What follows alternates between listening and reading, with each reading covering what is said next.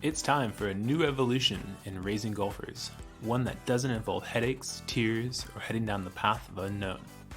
Whether you're trying to introduce children to the game of golf, help them play competitively, or play at a collegiate level, you're in the right place. This show is for any parent, player, or coach who wants to build a better team at home and on the golf course. This is the Raising Golfers Podcast. Hey, what's up, everybody? I'm so excited this week. I actually have a fun match planned for 3 rounds of golf with my closest friends, and it's one of my favorite things to do. So I'm so excited for that this week. Wish me luck. I'll let you know how it all ends up. Now, I would like to say, golf shouldn't always be played just to become a player or a professional golfer. And there's so many great things to take away from the game that can help anyone succeed in life, no matter what they do. So today we have the privilege of listening to someone I've seen grow from a junior golfer to a working professional, Kimberly Liu. You're asking how golf kind of shaped my life and what I do today. In my job right now, I pull very, very long hours, right? Where I put my heart and my soul into my work, and it's physical, mental, everything, because I need to be in good shape to be able to do my job. I need to make sure that I'm studying and making sure I understand all my information that I need to do my job. And all of that comes from the same work ethic that I pulled from golf. Kimberly was a dedicated junior golfer who went on to play Division I college golf. And most recently, she stepped away from competitive golf to start her new career in the Air Force. I think you're going to love this episode.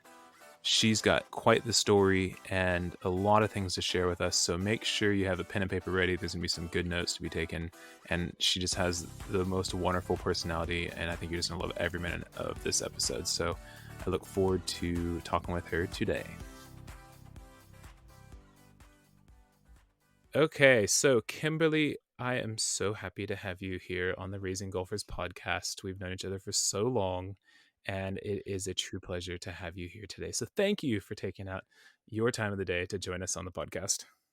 Absolutely. Thank you for having me. I'm really excited, and I don't even remember how long we've known each other. It's been a minute. Yeah, it's been a while. Yeah, I can tell you, I first met you in 2012 at Las Positas, and I remember you from the first time I met you. And I remember you because of many things, and they were all good things. But I just remember you as a junior golfer.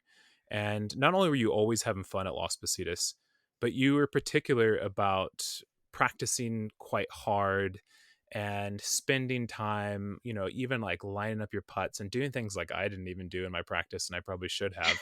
And seeing you out there and you would practice hard, but then like when the other kids would show up or the other juniors from the program, you would just like stop and play like a putting game with them or whatever, or jump out and play 9 holes.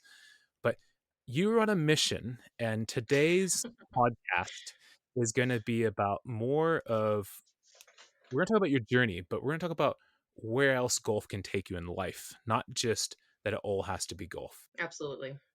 Let's talk about 2012. So, like, how fond are your memories of being a junior golfer at that time, and like particularly at Las Positas and that environment that you're in? Yeah, no, I loved my junior golf career, and I love like those memories I treasure so much. I don't know if I necessarily wish I could go back because my life is great now, but those are memories I will always hold. I'm still friends with all those people. I know I can pick up the phone and call them, and if they can help me, they will absolutely help me. It's uh, it's these lifelong relationships and these friendships that are so much pure that you just hold on forever. I don't know how else to explain it. Like it's just honestly, I'm like smiling right now. Like it's like I loved it. I wouldn't trade it for the world. It absolutely has made me into who I am today. So When you would go to Las Positas and practice, like, were you going there because it was the best golf course you could practice at, or do you think you were going there more for that it was this environment where you knew people, you knew the kids that would show up, you knew the golf pros, you knew the coaches? Like, why did you choose to continue to go there and practice? yeah, absolutely. So first they had a good practice facility where it was specifically grass. I couldn't hit it to the end of the range at that time. right? And absolutely, like my friends were there, and I was able to practice with them and actually get a good practice in. So um, it wasn't messing around in the sense of course, we socialized, we had fun, but at the end of the day, we could sit next to each other in practice and actually work on our games, which I think is really important because golf requires a lot of work, right? Of course, it's fun, it's play, but at the end of the day, you got to score, right? So that community, definitely, it was just very, very supportive. Everyone was rooting for each other, even if they were in the same age group and actually competing against each other. They were happy for each other because at the end of the day, we're all friends. Yeah, and I would say like, and I would say you particularly, because you were older than some of the other kids, and there were some that were older than Right. you, but I kind of saw you as like this young mentor because we were just talking about Leland. He was a student of mine. He was in the junior golf program, and I just remember like it didn't matter what age that you guys were. Like if let's just say you were 14, you had no problem playing games with a 7 or 8 year old, and like there was no like nobody was stuck up or chin up or anything about it. It was just like you guys were almost like this like family, and like you could just all play golf together, play games together, and have fun doing it. I just thought that was so cool to watch, and I know that you were like, I just know you had this mentor role early on, and I'm sure that's carried over through your years through high school, college, and even to professionally, which we'll get into. But I just thought that was so cool. So it's so right. So looking back on that, was there like a certain lesson or some kind of turning point in your early junior golf that you might remember, whether it could have been something that was fun or something that was technical or anything that maybe that you have a fond memory of, like a specific lesson or something maybe one of your coaches told you at some point? I'm gonna be honest, I don't have a specific, like, I'm gonna be honest, I feel old right now, so so I don't have a specific memory, but like of like, oh, this is when, my golf game got revolutionized, because of course that happens over time, right? But I do remember specific memories of being with my friends and playing these specific games. And when I won those specific games, of course, right? Or if, they happened to beat me, or when Leland happened to beat me in a putting contest, like, wow, I really got to practice because this 7-year-old with a, cut down Scotty Cameron just whipped me. So I like, I'll still go back to like the chins or some of my friends and be like, remember that time when blah blah blah, like this happened? Like, oh yeah, I remember that, like that was crazy. And yeah, and so it's we still remember. I mean, like I said, I hold those memories so dear to my heart. We're going to kind of fast forward but relate to that. Do you think that environment helped spring you forward through high school golf and then into Division 1 golf?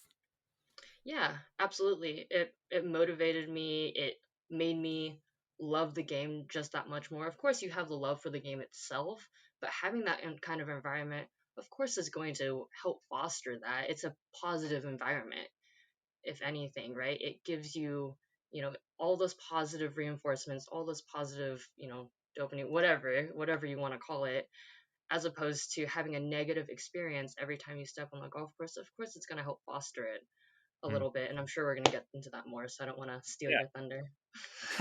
No. I talked about this like a few minutes ago, and I was saying, you were always on this like I felt you were on this mission. You were so motivated, and I know that parents are such an important role, and I think parents are often overlooked in the development of a junior golfer. And I know your parents had a big influence on you and your golf, but the interesting thing was, and this isn't a bad thing, and actually I think there's probably a lot of good behind this, it wasn't that your parents were always out there watching you practice. I remember you out there practicing, whether it was by yourself or just with the other junior golfers, but it wasn't that they were standing there watching. It wasn't there that they were commenting on, what you were doing. So they must have had a lot of trust in you at an early age and your personality. But what was it that was motivating you? Like, how does somebody at that age get so motivated and build so much trust within their parents and family as well? Like, tell me about maybe your relationship with your parents and how that all came about. My parents, or at least my dad, purposely said, this is your thing. We know nothing about golf. And they didn't even pretend like they did. Like my dad was a basketball player growing up. right? And it's funny that you say that, they weren't at the golf course that much, because you're right, they weren't. They were both working very, very hard to be able to support, my golf, because it's very, very expensive, right? So they were always working. They would drop me off at the course. Thankfully, it was a safe place of like, here's your phone, stay safe, call me. But they they knew their place, and their love and their support of my dreams and my hobbies and what I wanted to do, to like finance it, emotionally support it. If I had a bad day, or if I, had a bad round, of course I'd come home like, oh my gosh, I played so bad. And they're like, all right, let's, what happened? Like, let's talk about it. So that kind of nurturing environment, I believe, is so much more important. And it also builds a lot of independence, because I essentially had to take ownership of my game, where I literally cannot run to my parents to ask for help, because they don't know, right? So you asked, what motivated me to practice so hard then, right? If my parents weren't there, it just comes down to, I love the game. I still love the game. I've always loved the game. I don't know what it was. It was just something about it that I really connected to. And I think one of my coaches later on put it in the best words, where golf is the one sport, when you're on the course, is between you and the golf course. A lot of other sports, you can blame the referees, your other teammates, whatever it is, but at the end of the day, if you hit a bad shot and you know what you did, like, you can make as many excuses as you want, but on the inside, that that's on you. And so that makes the highs and the successes really, really sweet, but that also makes the defeats, and when you mess up, it makes it so personal. Like, it's Of like, I course, don't know what it yeah. is. Okay. Well, yeah, I mean, if if you make a mistake, it is unfortunately it is us that it's you that made the mistake, right? Like you said, I think you put Right. it perfectly right, and I think that's great. So, that's really well said, and I think it's so fascinating. So, it must have been at home as well. You must have had this very open and kind of like safe communication as well with your parents, that you could come home and even just say like, "I didn't play well today," and like, it sounds like your parents must have just been like they're so supportive. And would they ask you questions, or tell me a little bit more about those kind of conversations you come home, especially since your parents didn't know much about golf, but they knew how to support you? Right. So I never felt like I couldn't tell my parents, that I played bad on the course. They could probably see it in the score. Like, there's really not a ton of hiding it. And my dad would actually, both my parents, my dad and my mom, would come out and watch tournaments. So they're, you know, make no mistakes. Parents are watching the body language. They can tell when you slam a club, right? Of course.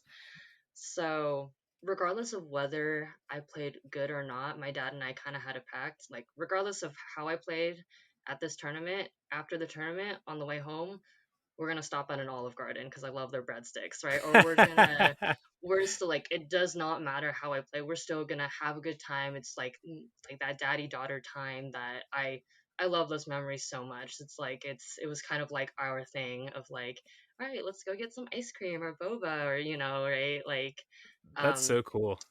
so even when I was like, unfortunately, like in tears or whatever, like, we would still go do that. So it shows that kind of unconditional love of, it's not result oriented, regardless. Of course there's 100%. always, right, of course there's always that other side of like, okay, we can't always coddle the kid, right? There's always that other side. But my parents knew that I was hard on myself enough, that they were like, all right, it's not the end of the world. Let's go eat, let's go home, let's talk about it. So over the dinner, we would also talk about the round, how many, my stats, how many three putts, what happened here, what was your decision making here. So That's cool. I mean, I think, when you say that to me, what it tells me is like you could go into, I mean, maybe you didn't feel this way, but just because I know, we all want to strive to be better and better and better, but having that type of support and knowing that you're going to Olive Garden and do the same thing and have that family time afterwards, regardless of the score, it kind of can give you some confidence where you don't have to necessarily worry about how today is going to go to another extent. Sure, you're going to be nervous on the first tee. Sure, you want to do well. But if knowing that afterwards you have this positive event that's going to happen, it's something you can always look forward to regardless of good or bad. And even if it's good, I'm sure there's great celebrations of it. And even if it's bad, it's like sometimes you can probably even forget about that round, and just enjoy the moment that you're there eating food that you like, being with your parents, and just having normal conversations. So I think that's so cool. And I didn't know this about you or about your story with your parents, and I think that like there's some really good things for listeners to take away from what you just shared there, and that's from you as a player, and that's not even as a parent, but what you remember your parents did. So that's really cool. So we're gonna now fast forward a little bit. You were and still are a very good golfer. You were able to play high school golf competitively, and you got into a Division 1 college university to play college golf, which is very, very cool. Now, I've talked to other people about the recruitment process, but I want to know more about your feelings and your thoughts on the college golf team. So, freshman year hits, you leave high school, go to college. What surprised you the most about your freshman year and playing college golf? Like maybe it was something that you didn't know or expect might happen or feel in that first year. So, share a little bit about the first year and how it's different than maybe what you thought it was going to be. Sure, sure. And I'm gonna be brutally honest in this section. Do it. My first year, so when I got recruited to play for the University of San Francisco, I was so excited. I got a scholarship. I was ready. And when I got there, I didn't play the first year.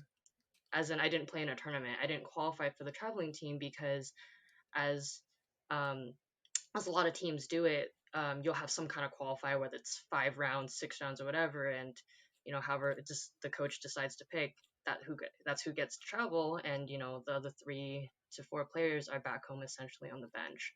So I was Right. on the bench for a while, and I don't want to say that was surprising, but I didn't expect it, right? Absolutely, and it was pretty devastating, of course, because of course I'm competitive. Everyone wants to play, everyone wants to travel, but I was not playing well. I was not shooting the scores. And like I said earlier, in golf, the scores don't lie. You either shoot it or you don't. So that was a really, really big growing process of like, who am I? What am I going to do? How am I going to get out of this?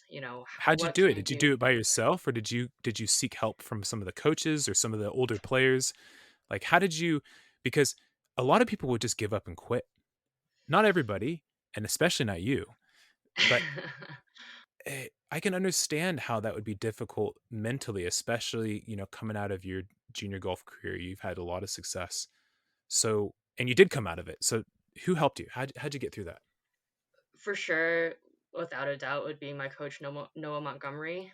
He was my personal swing mental life coach, essentially, when I entered college, and also my dad, and of course my family and friends that were always supporting me. But those two really helped me through the hardest of times, because it was, like you said, it was a really big shock, and it's really not fun playing bad week in and week out, not qualifying. And so both Noah and my dad, especially since Noah was a newer voice in my life at the time, he really showed me the way of how to handle failure, how to handle success, how that kind of failure doesn't define you as a person, it doesn't define your worth as a person, disconnecting yourself from the results. Of course, working hard to fix it, right? But that was a really long and tedious process. And he talked to me almost every day, trying to reinforce these good thought patterns, because your thoughts are so important to you, right? And just was relentless. So, though, like, I would say the unconditional support from both those two figures, as long again with my other families and friends, I never want to disregard them, but just knowing that they always had my back really really meant a lot to me. That's cool. Well, you obviously came out of it. And I'm looking at your stats here from senior year, and Oh says that gosh. you had a stroke average. Your stroke average from the events that you played in that year was 76.4, which is pretty good for college golf. And I'm sure you're thinking, gosh, it could have been better, right? We all think that Yeah. as golfers, right? I mean, every day we walk away, it's like, oh, I left 5 strokes out there, right? But But I mean, an average of 76.4. I mean, that's impressive, right? And you're able to play in a number of events, and you played golf through your entire college career, right? And Right. it's amazing that you're able to get through that. And obviously having a good coach is important. It's important to have that person on the team as well as supportive parents. There's a lot of people that go into it, and it sounds like at the time and at the moment, the way you just described your coach there and how he helped you and just kind of reset your thinking process was vital to getting you to get where you got, right? And going back to what I said is like, a lot of people wouldn't have persevered through that. A lot of people would have given up, quit.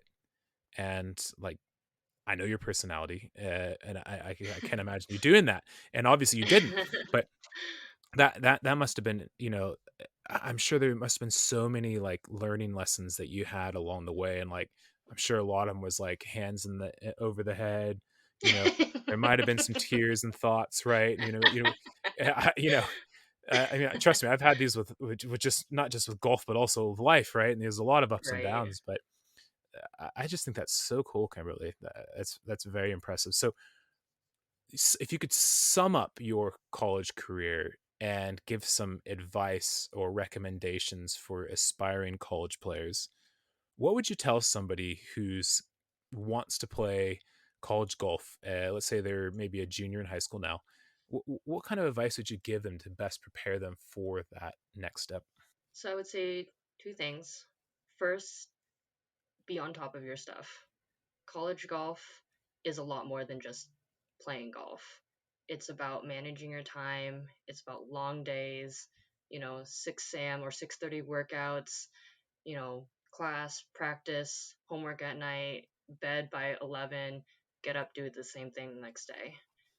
It's a grind. It really is a grind, especially mid season. You can definitely feel it. It is a grind. And if you're not academically eligible, if your grades drop, you can't even play. So then you're useless to the team anyways, right? So it is so much more about time management and keeping up with the stuff. And the best players could do that, right? Because it makes their life a lot easier. The second thing I would say is I would add actually two more things. The second thing I would say is learn to enjoy the game for sure, because if you don't enjoy the game in the process, then everything is just going to be miserable. Like I said, it's all a grind. And when you're playing bad and life sucks, then life is going to suck, right? Like it's there's so many ups and downs and you're not always going to play well. So if you're miserable the entire time you're not playing well, then it's going to be a rough go. And I would say the last thing is be purposeful about practice is what I would say. I know you mentioned in junior golf that you saw me, having a little bit more intention with, what I wanted to do with my putting drills and being very particular. And my coach Montgomery definitely sharpened that and really kicked me in the butt about being okay. Sure, you're doing a pre-shot routine every time that you're setting up to a putt, but what are you actually thinking about? Are you looking at your line? What? So being super super particular about that stuff, because if you practice how you're going to play, then when you play, it's no big deal. First of all, awesome advice. I loved all three of those things there. And I think that's coming from an expert, and that's just not an expert in college golf, but that's just an expert in playing the game of golf for a long time and learning along the way. And I find it very interesting. And like you said, that point where it's like what I saw, outside of you practicing, I was thinking that you were already there. And what your coach found out was that you were doing a lot of great things, but it still wasn't necessarily connecting with playing golf on the golf course, especially in a tournament, right? And Absolutely. so like that for what I'm hearing from you is that sounds very important to be able to do and change, because I'll admit, I remember when I was playing high school golf and I was trying to get on a college golf team, I was so far from doing that, like in my practice. Like it was like I remember like my senior year, I was like, oh yeah, I'm good. I'm a +1 handicap. I can go out and shoot even par, a couple under, no, no problem. go to the range, hit a few balls, and my buddy comes up and says, "Hey, we're teeing off in 10 minutes." I'll be like, "All right, yeah, just pick my bag and leave," you know. Right. But there was no purpose, or I didn't know that stuff. And again, it sounds like you were able to surround yourself with the right people to even help somebody like you, who was in my mind so far ahead of the game. And like, you impressed me, every time I saw you come out to the golf course, and just your demeanor and everything. And even then, it goes to show you how important some of those other things, and how sometimes as a player you don't even see that, and that's why you need somebody to come and watch you, right? And that's why you need somebody to come talk to you. And whether it's a coach, whether it's a parent, whether it's a teammate, it could be anybody, Right. right? You look at Right. tour, Right. and like Steve Stricker, I know he helps a ton of guys about putting, and he was on the PGA Tour forever. It's like, Right. there's but just those extra set of eyes. So that's cool. I really liked hearing that. So I want to talk to you about one thing that you kind of brought up about the ups and downs. How do you like keep the process in mind? So what I mean by that is like, okay, here's my goals. Here's where I want to go.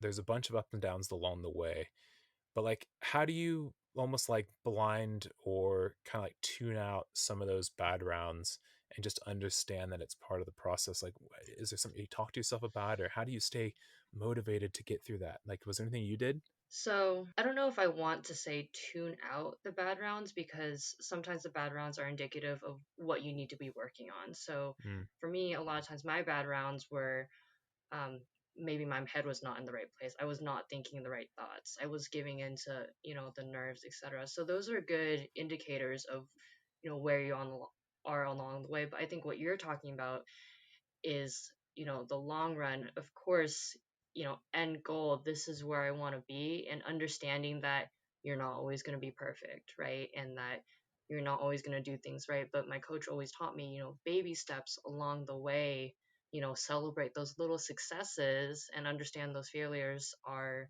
like you said, part of the process. Obviously it's not a straight line. Like, I know we all wish it was, but it so is not. mm. Right. No. So definitely just, I think having that understanding and giving yourself that grace really helps.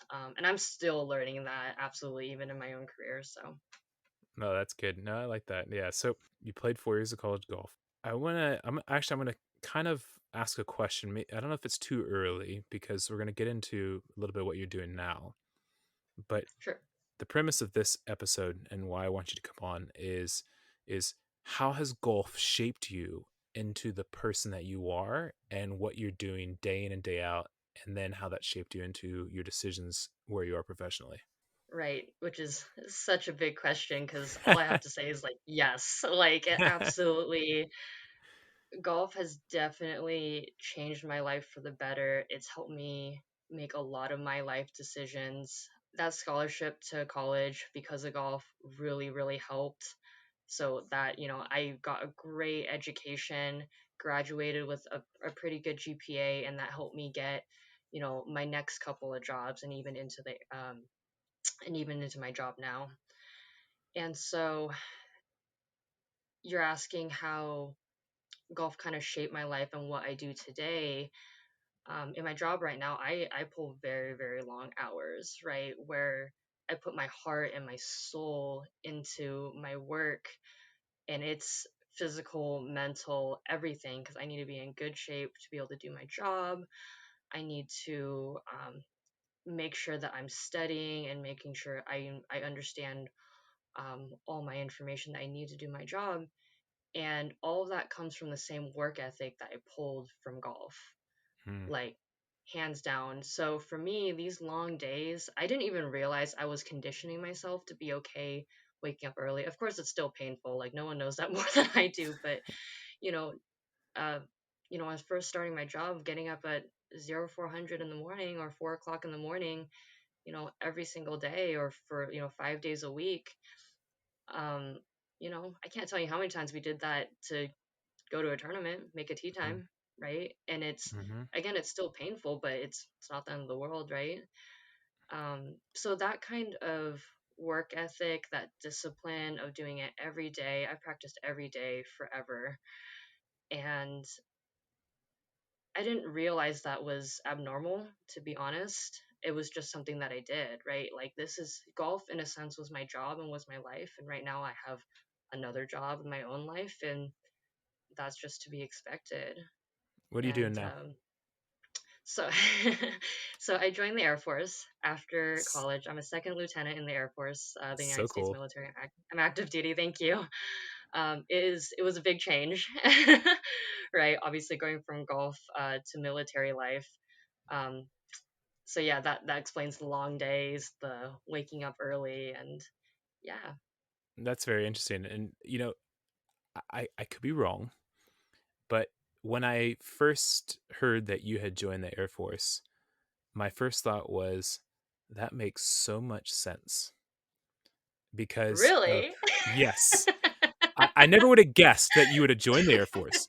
But again, going back to your work ethic, your personality, you know, okay, always so bright, always working so hard, always passionate, mentor to other people, and like all of those things. Then I see you join the Air Force, and I'm like, that to me is like I thought about it then. I was like, that's like almost like I see it as like this perfect stepping stone for you from Oh. like going from golf and the golf life that you've lived to what you're doing now, because that's what I thought. I thought there's gonna be so many things that like relate, and like and how it's like you can relate back to, like you said, like 4 o'clock you're getting up for a tournament. Now it's 4 o'clock, you gotta get up and go to work. You gotta do these things, you gotta Right. train, you know, you you you've learned that work ethic through golf. And eh, I just think it's so cool. I just thought that was so cool when I saw that. So good for you, Kimberly. Yeah, it's great. Thank you so much. I So appreciate it. here's a question that I think everybody would like to hear the answer to, because when you're young, I was the same. I wanted to be a professional golfer. Of As course. parents, you see your kid doing well, you want your kid to be a professional golfer. Is it okay that you didn't become a professional golfer and play on the tour right now? Absolutely. Absolutely. Without a doubt. It was the decision to not go professional was probably the hardest decision of my life, to put competitive golf behind me. It had been, at that time, it had been 22 years of my life, or 21 years, sorry, excuse me, 12 years of my life. I was 21 at the time. Um, it was so hard because that's all I've done for the last decade. It was your identity, wasn't it? Absolutely. Absolutely. Because so now I'm like, now what? Like, Right. Of what do I course. do now? So it was a very, very difficult one. And again, my coach Noah Montgomery really helped me through it, and he really wanted to look at it for what would be best for me as a person, where my game was at that time, and understanding that there's just more to life than golf. Of course, golf is so important. I love golf. I still play. That's my getaway. Like, again, it's helped me in my career. It's at like golf has absolutely helped me in my career. That's how I networked. That's how I socialized. But I think I knew I had more to offer as well. I just needed someone to open my eyes and realize, okay, there's so many other things and there's so many other ways to make a living and enjoy life. So yeah, it like I said, it was a really big decision, but I'm really happy where I am now, and I'm really glad that I can enjoy my life now, and I'm super supportive of all my friends that are currently professional, and I see them struggle and I see them succeed, both sides, and I'm like, you go, girl. Right. But there was a quote from a guy that came out on my podcast, and he was one of the, I think it was my second episode, but he was basically speaking to parents, and he was saying, what it is you want is you want to be able to play golf with your kids for the rest of your life as an adult, Right. right? So Hmm. now let's just say your parents do, I don't know if do your parents play golf now? No, No, not they at don't. all. Okay. But Still. let's just say you have a big network of golf friends, right?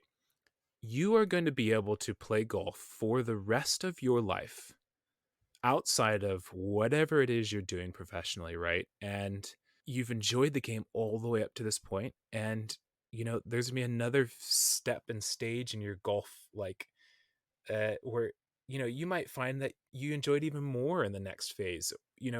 but you're going to be able to continue to play this game forever and enjoy it forever. And like, sure, you're not competing anymore. You can still compete in the future. And there's no doubt about that if that's Yeah. what you want to do. Yeah. But even if you Right. don't, like, there's so much positive about the game, even for your future, even if it's not what you're doing professionally. And I just think that's so cool. And I think it's so important because, I mean, let's be honest, the amount of people that succeed professionally, I mean, it's like, what's the percentage? Like, it's like less than, it's probably like the 1%, right? It's the If 1%, even, I think it's if even even less then. than that, realistically. So I just think it's so cool for you to, like, all these things that you've done along the way, being able to make that identity changes. And it's hard for people for what you were doing. It's hard for people who work professionally. It's like a lot of people have a difficult time professionally to change their careers just because that's who everybody knows them as, right? But Right. you made that decision knowing that that was what's best for you. And I just think that's so cool. So again, Kimberly, props to you. Awesome. Thank you. Thank you. Thank you. If people wanted to find out more about, what you've done through college golf and, you know, just see what you've been doing or what you're up to, is there any way they can find out more information about you? Yeah, I mean, I have my Facebook and I have my Instagram. I can share my handles with you maybe later, and you can Yeah, share I on can the put comments and the links in everything. the notes. Yeah, yeah, no problem. And in terms of like college golf, again, I played for the University of San Francisco. I'm sure I'm on the roster a few years back because I'm old and decrepit now. But my coach Sarah Dole out at the University of San Francisco, she's still the head coach. Amazing, loved playing for her. Absolutely, she helped me through a lot of my hard times as well. So absolutely loved it. But yeah, no, I'll share that with you. I'm not huge on social media. Um, I just like looking at memes and stuff. But So do I. Those those are motivating. They keep good laugh right, going, isn't it? Right. Kimberly, this has been awesome. Like, I learned more about you, and just the fact that I was able to reconnect with you, to have you here on the podcast, and just shared so much gold and insight and some of your thoughts and feelings that all of us have. And like, I think it's important for people to hear stories like yours because everybody can relate, right? It's like when you're in the moment and you just had a bad round, you always think, "Oh my god, I'm the worst golfer. Nobody plays bad golf like me." But it's like, no, right. everybody has done that, and everybody's had their bad rounds, and everybody's had their good rounds. And just hearing the process and your good times, the times you've had to go back to the drawing board, the help that you've had, the support from your parents, all that, I think it's so cool. But what I want from you before I let you go is, what advice do you have for adults, and adults as coaches and parents, and for this podcast? So what advice do you have for adults listening on raising golfers? What would be the last thing you would say? The last thing I would say is develop your child or the players or the kids, whoever it is, develop their love for the game and develop them as people. That, in the grand scheme of things, is what is more important because if if they end up going pro, great. They're still going to need plenty of life skills, if you will. Travel, pro golf is not easy, it is still a grind, is probably one of the hardest jobs out there, really. They're still going to need to fall back on those life skills and that characteristic of resiliency and everything. If they don't decide to go pro like me, they're really going to need those life skills to really, be able to make a living and again deal with life's ups and downs. And so I'm so lucky that my parents really developed me as a person. I had my own habits and my own characteristics to be able to fall back on when I decided not to go pro. And again, my coach Noah Montgomery really helped me with that and really shaping me to who I am today. And so I'm always going to be thankful. I'm always going to be grateful for all the help I've gotten. That's great advice. Perfect. Couldn't have summed it up perfectly. So, Kimberly, I wish you the best of luck with your professional career, your future. And I want to thank you again for coming on and sharing your story, your experiences with everybody here who listens on the podcast, because I know there's going to be so much for everybody to take away. And I'm going to listen back to this, and I know there's even more notes that I need to take down from some of the gold that you shared. So thank you so much for coming on today, Kimberly. Yeah, no, absolutely. Thank you so much for having me on, Travis, and it was great to see you again after all these years. You're definitely one of the friends that I hold very closely as well. Thank you, Kimberly. All right, Kimberly crushed this interview. I was so happy to reconnect with her and learn things about her and her story that I actually never knew. She has so much experience and wisdom to share with all of us and anyone really involved in a junior golfer's journey. I'd say my big takeaway from what she shared was that we have to develop a person, and those skills will carry them through life successfully along the way. I just loved everything she had to say, her personality, just the happiness she brings to any conversation. She's such a wonderful person. I think there's so much we can learn from her and her journey, and I really look forward to what her future looks like and how she's going to continue to succeed through life. Again, I think that there's so much more that we can get from the game of golf just from having to turn into a competitive or professional golfer. I think there's so many skills that can be gained and learned throughout the journey that can carry us on through life to help us be successful forever. Let me know your thoughts on this interview, any questions you have for me or Kimberly, and look forward to hearing your feedback. If you enjoy listening to our podcast and the information you got from this episode, do us a favor and continue to support us by hitting that subscribe button and giving us a 5-star review. Your continued support will help us continue to grow and be able to interview some of the most experienced parents, coaches, and players in the golf industry to help you continue to raise your golfer to their full potential.